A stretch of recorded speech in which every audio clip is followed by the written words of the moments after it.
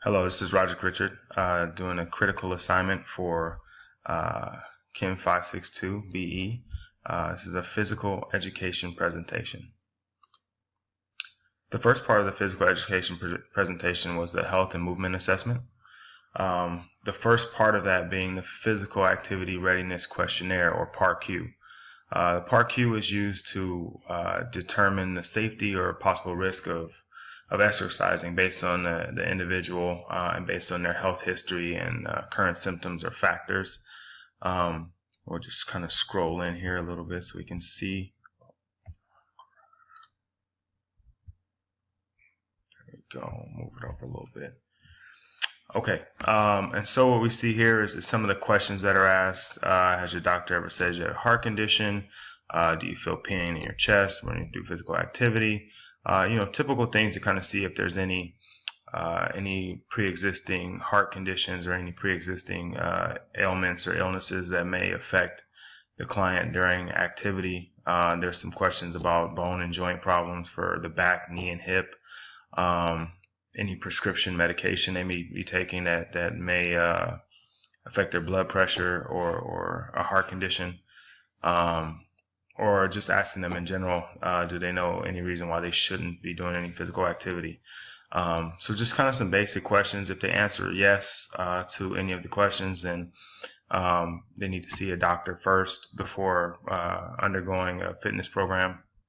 If they answer no, then we want to try to go from there, now having their history, to the second part of this, which is the functional movement screen. Okay, so the functional movement screen being the second part was brought to us by Gray Cook.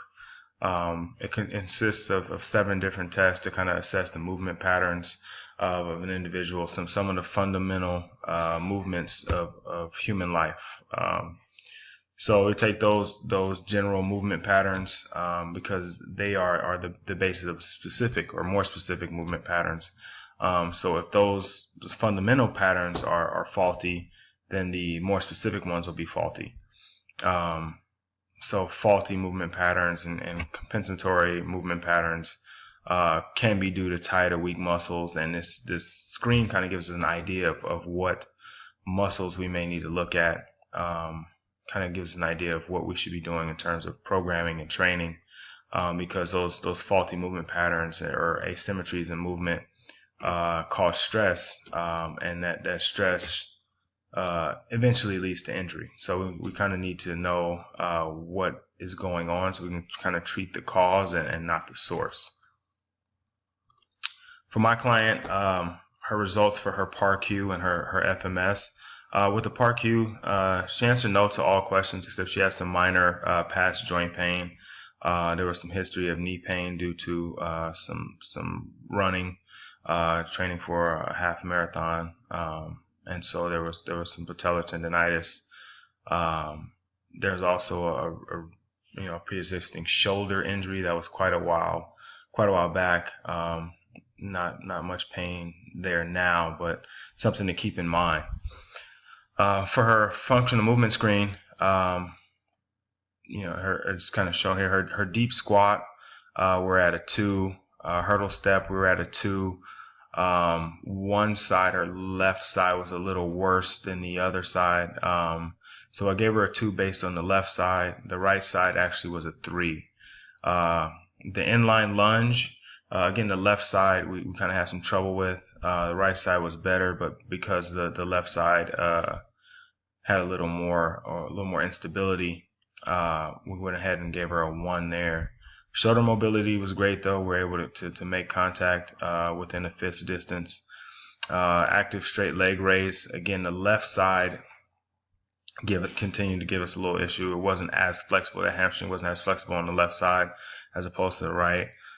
So we got a 2 there. Trunk stability and push-up. No pain there or on the shoulder mobility. So we were lucky there. But on the push-up, we had to move the hands back a bit, and there was her upper body, or at least her shoulders, kind of raised before her belly button, and so we weren't able to keep that stable core So I gave her a 1 there.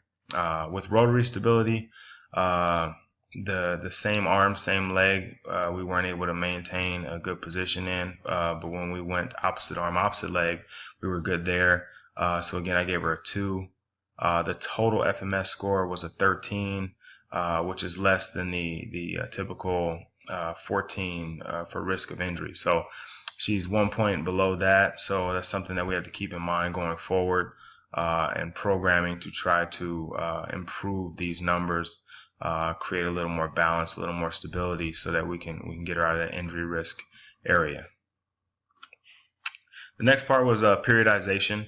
For periodization, we look at our client goals. Her actual specific goal was to be lean, ripped, and toned, to be strong, while also looking strong, right? So fat loss was the primary goal, with hypertrophy being second. I informed her that the muscle that we were going to gain through training would only be visible if we were to remove fat. So we had to remove a layer of fat in order for that muscle to show more. So while we were going to be programming for hypertrophy, to gain some muscle size, we were also going to look at some diet things, as well as some training things to kind of work on additional fat loss. The style we chose for periodization was a linear or classic periodization. It typically consists of 4 mesocycles: hypertrophy, strength, power, and restorative. But because we're just programming for 8 weeks, we're going to stick to hypertrophy, and kind of work on that first part of it. She's not a competitive athlete, so we're not necessarily programming for the whole year. We're programming just for a short period of time, and then we'll reassess and see where we need to go from there.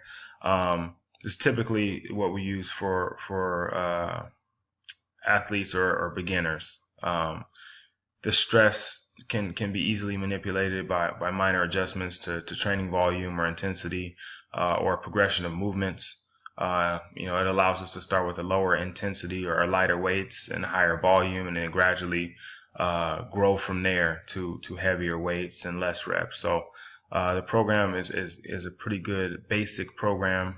It's pretty good for starting out with beginner athletes or those getting into a beginning part of a program. Exercise selection. For the lower body, our core movements consisted of a squat, a hinge, and a unilateral lunge variation. So we did a squat, an RDL, a reverse lunge, things that we're going to use to target goal areas or to strengthen weaknesses and support the core lifts. For upper body pull, we split it to 2 upper body days. We have upper body pull day, where we're consisting of a vertical and a horizontal pull. Vertical being more like a lat pull down or pull up. Horizontal being like an inverted row or bent over row. And then our accessory for that day would be biceps. For our push days, we use a pre-push movement, which is usually a bodyweight movement like a push-up, a push movement like a dumbbell bench press, and then some variation of overhead press. We did include some accessory lifts for arms, mostly triceps, maybe some grip stuff to work on the forearms. But the push day was really focused on pushing. Here's kind of an example of the program. It's not all 3 days. It's the first day, the lower day, and then the upper body day. As you can see, we got a general warm up here, which consists probably about 10 minutes, some foam rolling, a cook squat complex, or we kind of got some cook squat in there, some inchworm, groiners, push-ups, some things to get the body activated, get a good sweat going. And then we programmed in some mobility work as well, some breathing and bracing drills, side planks, knee circles for hip mobility. And then you can see for the lower body days, the exercises we chose. So we got goblet squat and RDLs, reverse lunge like I mentioned before. Exercise frequency and intensity. The first week of the program and actually the 5th week of the program were kind of a GPP. The 5th week is actually more like a deload, but that first week we're looking at general physical preparation. So we're kind of getting them prepared for the program. It's not a full session. The sets and reps are at a little less, so that we can kind of get a little more acclimated for the program and get ready to get into it. But the rest of the program was 3 30 to 45-minute weight training sessions, depending on how quickly the client moved through them, her familiarity with the exercises. We calculated a 12 rep max, and then we kind of worked our way from that.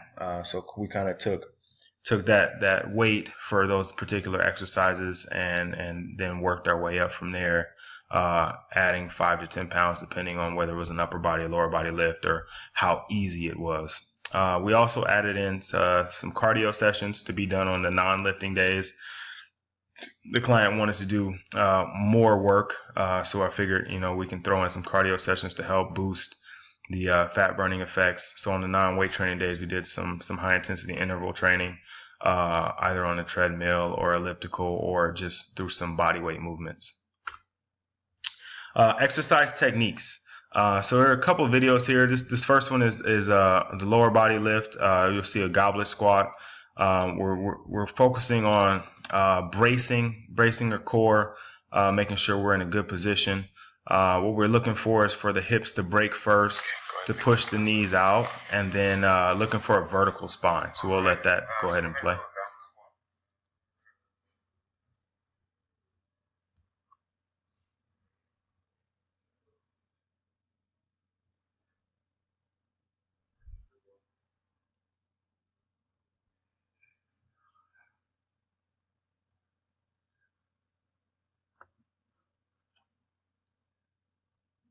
Good, and I'm gonna pause it after that first rep. So you can see on the first rep, there's a couple things we need to work on. Keeping the chest vertical, and then fighting for depth. As the reps go on, she gets a little better at it through the coaching, but we want to try to make sure we keep that chest vertical, the core, like I said, braced and tight. And then we want to try to get our hips below our knees, so the crease of our hip below our knee, so we fight for depth a little bit there. The next video is our upper body lift. It's our inverted row. Again, we're looking to tighten and brace the core. We want to squeeze the glutes and kind of get our spine in a line there, and adjust the bar to change intensity. So we had it set up so she can do it kind of from the floor. We had a little trouble there, so you'll see a little further on in the video, and I'll go ahead and skip ahead. We move the bar up to chest height, and then it allows her to get into more of a standing position to kind of adjust for strength level. You'll see right here in the video, she's kind of arching her lower back, and that's where we kind of want to instruct her to brace her core and get into a more neutral spine position, where our body's kind of in a straight line. Let's see if we can catch that here. There we go.